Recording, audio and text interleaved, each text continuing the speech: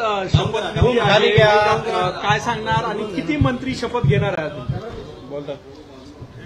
आज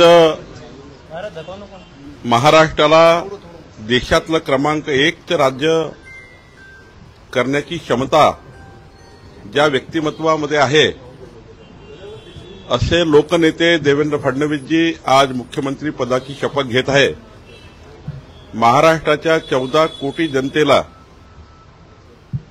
विधानसभा निवडणुकीमध्ये आम्ही जो जाहीरनामा दिला होता हा जाहीरनामा यशस्वीपणे पूर्ण करण्याकरता जाहीरनाम्यामधला एकही विकास सुटू नये, जे आम्ही जनतेला शब्द दिलाय ते शब्द पूर्ण व्हावे याकरता आम्ही आज महाराष्ट्राच्या 14 कोटी जनतेचे मनातले मुख्यमंत्री देवेंद्रजी आज शपथ घेत आहे। मी त्यांना खूप खूप शुभेच्छा देतो। राहिला प्रश्न किती मंत्री शपथ घेणार आहे, कोण शपथ घेणार आहे, हे सर्व राज्यपाल जी यांच्याकडे यादी जातं, पण साधारण आपल्याला आतापर्यंत तर एक मुख्यमंत्री 2 उपमुख्यमंत्री असंच त्या ठिकाणी आज दिसत आहे।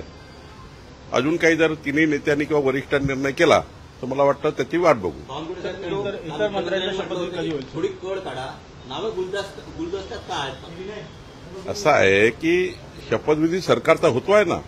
आज सरकारचा शपथविधी जर मुख्यमंत्री 2 उपमुख्यमंत्र्यांनी जरी घेतला तरी तो सरकार त्या ठिकाणी स्टँड होतं, सरकार सुरू राहतं। शेवटी पुढच्या काळात निर्णय होणारच आहे। तिन्ही पक्ष बसतील, आमचे नेते बसतील, केंद्रीय नेतृत्व बसेल आणि एक चांगलं सरकार, जे सरकार विभागीय समतोल, विभागीय विकासाचे कामं, विभागाचा समतोल, सामाजिक विकास आणि समाजाच्या शेवटच्या व्यक्तीच्या कल्याणाकरता काम करणे याकरता आमचं सरकार काम करेल। खाते वाटप अद्याप अंतिम झाले नाही, खाते वाटपावरती एकमत झाले नाही, खाते वाटप प्रलंबित आहे। सर्वांनाच सरकारने निमंत्रण दिलं आहे। शेवटी हा सर्वांचा प्रोटोकॉल असतो, प्रोटोकॉलनुसार सर्वांना निमंत्रण जातं, त्यामुळं सर्वांनाच निमंत्रण मला वाटतं गेलं आहे। स्वतः देवेंद्रजी सर्वांशी बोलले आहे, त्यामुळं विरोधकांनी सुद्धा महाराष्ट्राच्या विकासाकरता सहकार्य करावं। विरोधकांनी सुद्धा उद्धवजी असतील, शरद पवार साहेब असतील, पृथ्वीराज चव्हाण साहेब असतील, सर्वच आमचे जे माजी मुख्यमंत्री आहेत त्या सर्वांना माझी विनंती आहे की अशा वेळी महाराष्ट्राच्या विकासाचा प्रश्न आहे। आज राजकारण संपलं आहे, निवडणुका संपल्या आहे।